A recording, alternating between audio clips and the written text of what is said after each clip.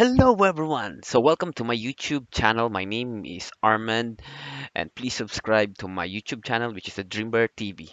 Now for this video we will talk about the 5 tips to help you in your school from home. This is a 5 minutes video and I hope na lahat mapagkasya ko sa 5 minuto. Okay? Now, so moving forward, okay. School from home. If we will describe this in a single word, 'di ba? Ano ang word na 'yon? So, to describe it in a single word, work from home or school from home, sorry for that, is more on self-study. So, I hate to break this up with you, totoo, but school from home mainly focuses on self-study. So, pag school from home, ibig sabihin ng hulugan na there's a lot of self-study. Okay? Because to be honest, there are some teachers that will only provide you the materials, the modules, the PDF that you'll have to read on, a YouTube video that you'll have to watch, 'di ba? Pero they will not they will not teach you, 'di ba? Hindi ka na talaga nila tuturuan, ibibigay lang nila sa inyo yung mga materials na kailangan nyong gamitin para sa course na yon.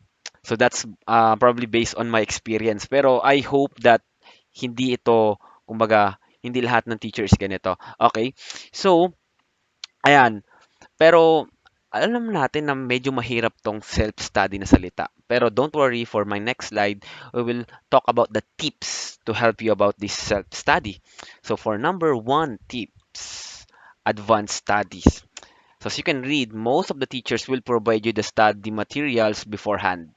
So umpisa pa lang, ibibigay na nila sa inyo yung mga dapat nyong basahin, mga dapat nyong alamin, to help you familiarize para mabasa nyo na kaagad. And the same time, maintindihan nyo na kaagad bago pa lang nila i-discuss yung ituturo nila sa inyo. So what is the advantage? So for the tip number one, okay, alam natin the Filipino culture is that mahilig tayo sa mga rush, mahilig tayo sa gagawin natin, babasahin natin ngayon, tapos bukas na pasahan. So I want you to break that kind of habit or that kind of routine na or ano natin or gawain natin. Isabay natin siya sa new normal, sa pagbago natin.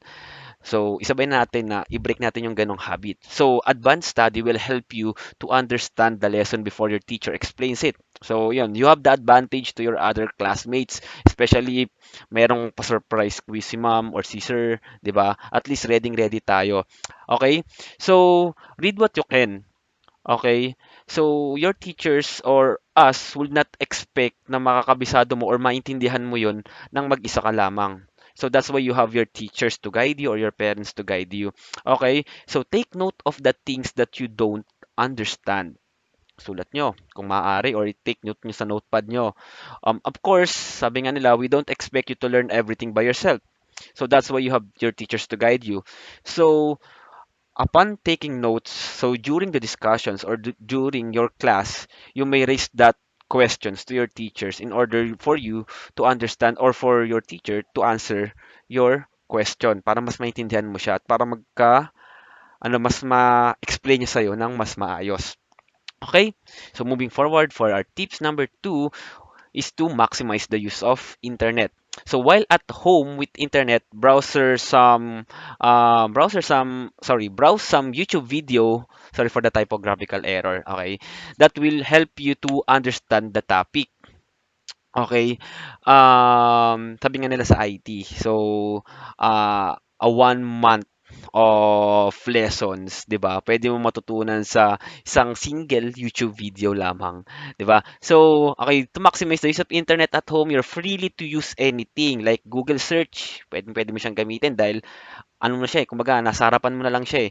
YouTube or for the IT is the Stack Overflow to learn more about programming or codings. So use that if you think the discussions or the reading materials aren't enough for you to understand or to grasp the topic, 'di ba? So, I know some of us are, kumbaga, tayo is yung visual type of learner which we are, kumbaga, mas naiintindihan natin if nakikita natin yung isang bagay, whether by animation or by interactive video. So, use that. Maximize the use of your internet for that things. So, okay, to know for the number three tips, know your priorities. So okay, one of the things that you have to know first pag binigay na sa inyo yung mga syllabus reading materials is your grading criteria. Focus on the things that matters most. Let's say for example, mas malaki ang percentage ng quiz kaysa sa recitation or mas malaki yung points ng recitation kaysa sa quiz. You have to focus on the things or you have to prioritize the things that is more, kumbaga, mas mabigat kaysa sa ganito. And also, this applies to the subjects as well. Kung mas pressure itong subject na isa, si subject number one kaysa sa subject number two, at mas maluwag si subject number two, then focus on subject number one. Okay? Para mabalance mo yung priorities mo, yung mga dapat mong gawin. Okay? Now, for the tip number 4, it relates to the tip number 3 is the time management. So learn how to schedule and manage your time. With everything at home, there are a lot of things that you can grab. There are a lot of things that can grab your attention. Okay, like television, radio, music, 'di ba? Your cell phones, like Mobile Legends, 'di ba? Naglalaro tayo, Facebooks, Instagrams, and other social media, 'di ba? Habang nagkaklase ka, pwedeng may mag-pop out sa messenger mo, 'di ba? Then magagrab na nun yung attention mo. Na imbis na makapag-focus ka sa study, is nakapag-focus ka dun sa usapan nyo. So, alam ko na experience nyo na yon. So, you have to manage your time. Kumbaga, anong oras ko lang ba dapat bubuksan si Facebook, anong oras lang dapat ako maglalaro, at anong oras dapat ako mag-review. This will be your advantage para pagdating mo sa corporate world or sa industry is sanay ka na. Kasi pagdating mo sa industry, mas maraming pressure, mas kailangan mo ng time management. So, eto pa lang yung kumbaga yung training ground nyo for your time management. Okay? And for our last tips or for our number 5 tips, work as a team. So, kapag online class, hindi alam ng teacher nyo kung anong nangyayari sa inyo, on your backgrounds or on your environment, work as a team, guys. You can always communicate your, kumbaga, yung mga classmates mo if you have questions. Because sabi nga nila, no man is an island. 'Di ba? Then, two heads are better than one. 'Di ba? Working or studying with your friends gives you a lot of advantage. 'Di ba?